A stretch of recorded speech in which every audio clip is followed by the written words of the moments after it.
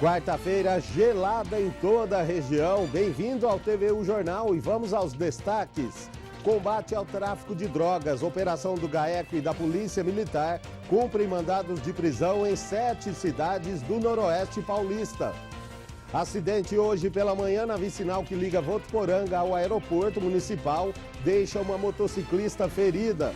Tempo seco e queimadas. Fuligens tomam conta de Votuporanga. Francal, lojistas de Votuporanga e região estão em São Paulo na feira que é conhecida como plataforma oficial de lançamento da moda verão. É a partir de agora, no TVU Jornal.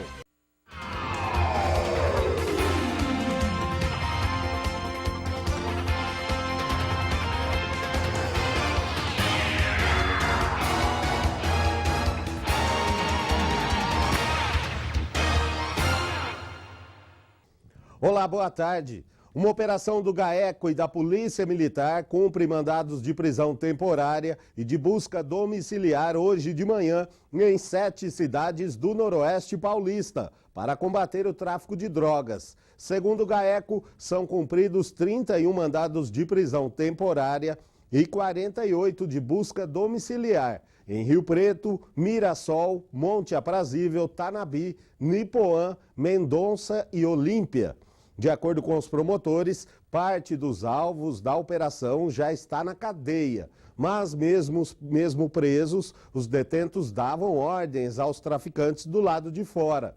Os promotores disseram que a droga chegava em Mirassol e era distribuída para outras 6 cidades da operação que foi denominada Operação Enlace.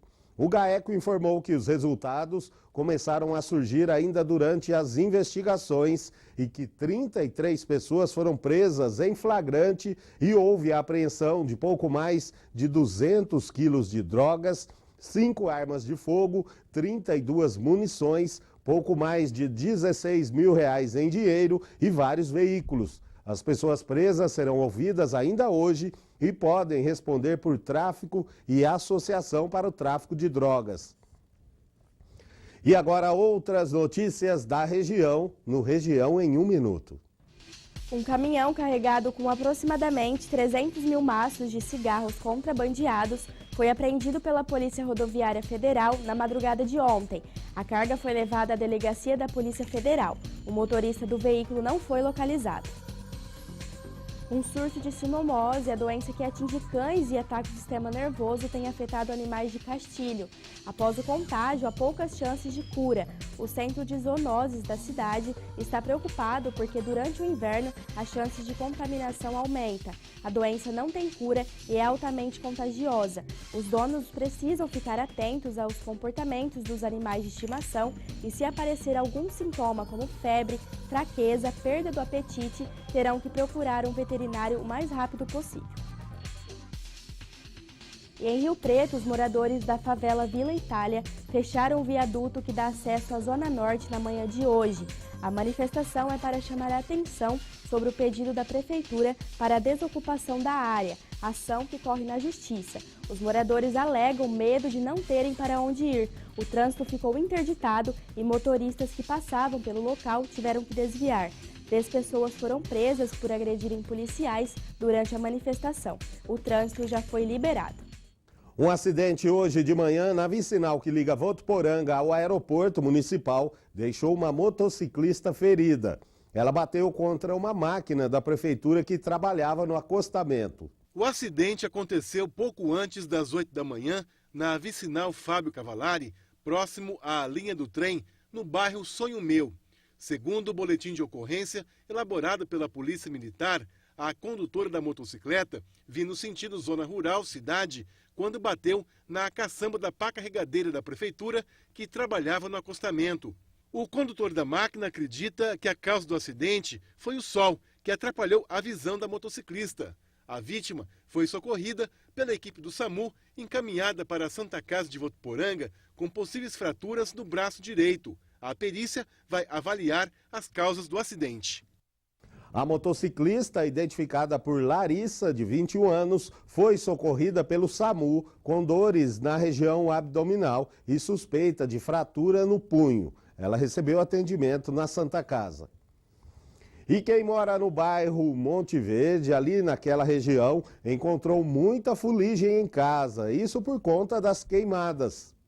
O fogo começou por volta da 1 da tarde e se alastrou por toda essa área de pastagem, que fica bem ao lado do bairro Monte Verde. O vento contribuiu para que as chamas se alastrassem rapidamente. Segundo os bombeiros, essa já é uma área conhecida por todo ano ser incendiada. E Votuporanga toda também amanheceu aí coberta por fuligem, né? Isso por conta de uma outra queimada que teve em um sítio que fica em Álvares Florense. Por lá o fogo foi controlado pela usina que administra a área, que é utilizada para o plantio de cana. A orientação é para que não coloquem fogo nessas áreas, pois estamos na época mais seca do ano e isso prejudica a qualidade do ar. No próximo bloco a gente traz a previsão do tempo. E você mudou o seu comportamento na hora de ir ao mercado? Se a resposta foi sim, saiba que muitos brasileiros estão na mesma situação. O setor supermercadista registrou nos últimos meses queda das vendas, principalmente dos produtos que subiram mais ou são considerados supérfluos. Nossa equipe visitou 2 redes aqui de Votuporanga para saber qual é a nossa realidade. Em tempos de vacas magras e aumento do desemprego, os brasileiros estão comprando menos nos supermercados. É o que revela uma pesquisa feita por uma empresa de consultoria que monitorou quase 12 mil residências em todo o país.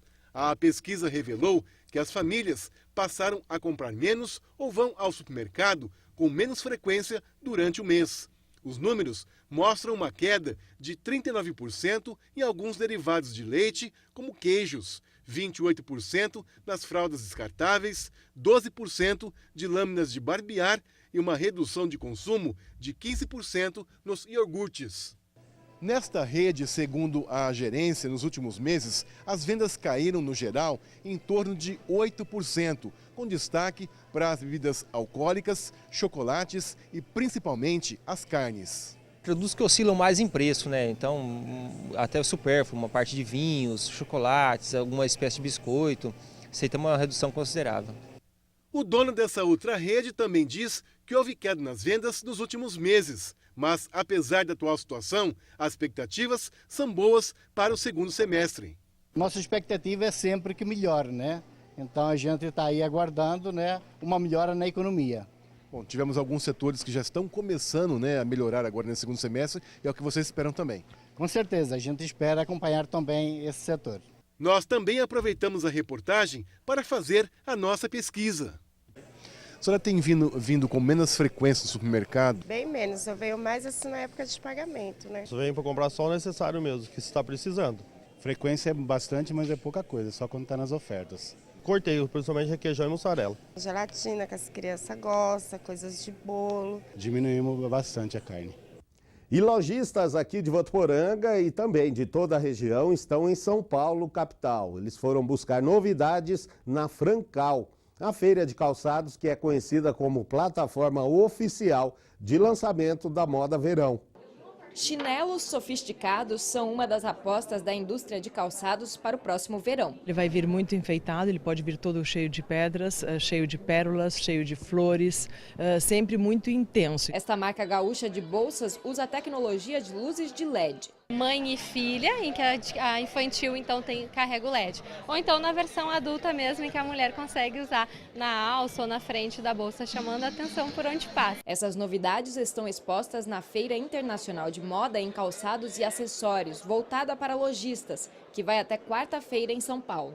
O que a gente vê nas prateleiras aqui vai chegar nas lojas em agosto, a partir dos negócios fechados aqui na feira. Laura é dona de uma loja em São Paulo e veio escolher produtos para vender. A gente tira foto, mostra, aí todo mundo pira e a gente pega, né? Essa paixão por sapatos reflete no mercado, que junto com vestuários vendeu quase 5% a mais de janeiro a maio deste ano do que no mesmo período do ano passado. Os dados são da Associação Brasileira das Indústrias de Calçados. O país produz 900 milhões de pares por ano. É um setor que movimenta 26 bilhões de reais em negócios. Nós temos qualidade, nós temos design e nós temos também conforto. Isso dá uma referência muito importante para que o calçado brasileiro seja bem recebido no mundo inteiro. As exportações também têm surpreendido. De janeiro a maio, o Brasil faturou 20% a mais do que no mesmo período do ano passado. Pablo é distribuidor de calçados no Equador e há 15 anos participa da feira. A qualidade e o visual do sapato brasileiro é o que faz sucesso por lá. Definitivamente el calzado brasileiro es un producto muy bueno de calidad, confortable, leve. E a rede de supermercados Laranjão continua com o processo seletivo aberto para 240 vagas da unidade de Votuporanga, prevista para ser inaugurada no segundo semestre deste ano. Somente no primeiro dia, cerca de 3.000 currículos foram cadastrados no sistema da UNA-RH, que é responsável pela seleção e contratação dos colaboradores. O cadastro é de graça e não tem prazo final determinado. São oportunidades em diversas áreas. Para se cadastrar, basta acessar o site unarh.com.br. Repetindo, unarh.com.br e preencher o formulário online. E Votuporanga ficou em 7º lugar na escala Brasil Transparente, entre as cidades com maior transparência pública do estado. Angélica Lima tem os detalhes. Olá, a análise de cada município foi feita por meio de solicitações de acesso a informações de diversos setores do governo. Votuporanga recebeu a nota 9,58, ficando à frente de várias cidades. Dentre as ferramentas analisadas da Prefeitura estão a ouvidoria e o site oficial do governo. Angélica Lima para o TVU Jornal. Obrigado, Angélica. O estudo verifica 12 quesitos divididos entre a Lei de Acesso à Informação e o Serviço de Informação ao Cidadão, onde o Ministério da Transparência solicitou dados de forma anônima para realizar a avaliação. E vai até sexta-feira a campanha de vacinação contra a gripe. A medida foi recomendada pelo Ministério da Saúde para que estados e municípios mantenham a vacinação diante da baixa adesão à campanha deste ano em muitas regiões do país. A Secretaria da Saúde de Votuporanga informa que até o momento 84% dos grupos prioritários foram imunizados, o que corresponde a pouco mais de 19.000 pessoas. A meta estipulada pelo governo federal é 90%. O grupo que teve a menor adesão até agora foi o de crianças. E esta semana lembramos que há 100 anos nasceu um dos grandes nomes do jornalismo e esporte brasileiro, João Saldanha. Ele foi uma das personalidades mais polêmicas do país. João Saldanha participou ativamente do futebol e da política, sendo um crítico da ditadura militar. Quem é fã de futebol, em algum momento já deve ter escutado alguma dessas frases. Se Macumba ganhasse o jogo, o Campeonato Baiano terminava empatado. Se Concentração ganhasse o jogo, o time da penitenciária não perdia uma. Irreverência e bom humor que definem o autor delas, o centenário João Saldanha. Foi jogador e treinador de futebol. Estudou Direito e Jornalismo, filiou-se ao Partido Comunista Brasileiro. Levou tiro no pulmão, viveu clandestino com 3 nomes diferentes, Siqueira, Souza, Macedo, viajou o mundo inteiro, participou ativamente de todos os momentos da política nacional. O respeito que Saldanha inspirava acabou por reservar a ele uma oportunidade rara, treinar a seleção brasileira. Às vésperas da Copa do México, em pleno regime militar, uma frase se tornou célebre. Também o presidente da Estados Unidos está no Rio Grande do Sul. E ele parece que havia sugerido o nome de Dario para ser convocado. O que você acha da sugestão do presidente? Eu e o presidente, ou o presidente e eu, temos muitas coisas em comum. E nem eu escalo o ministério, nem o presidente escala time. Até hoje não se sabe se esse foi o motivo exato, mas o fato é que Saldanha perdeu o cargo de técnico da seleção. Às vezes, até mesmo a família tinha dificuldade de entender o que ele pensava. Ele jamais, nunca na vida me levou num jogo de futebol nas cabines de rádio, porque ele falava que para eu entrar ele tinha que pedir favor. E ele pedindo favor, ele ficava de mãos amarradas se tivesse que criticar alguém.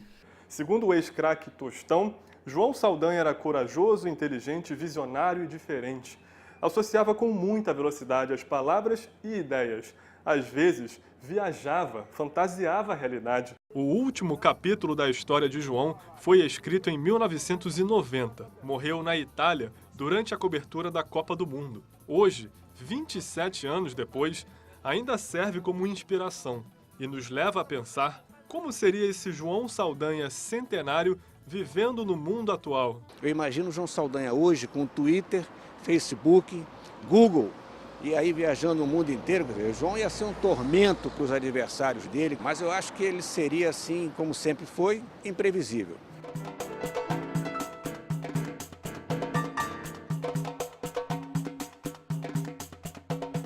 No próximo bloco, já estão à venda os convites para a Feijuca do Bem, que terá toda a renda revertida para a Santa Casa de Votuporanga. E que frio, hein? Uma enorme massa polar que está sobre o oceano é a responsável pelo retorno do frio intenso ao estado de São Paulo. E tem futebol com o Josiano, a gente volta já.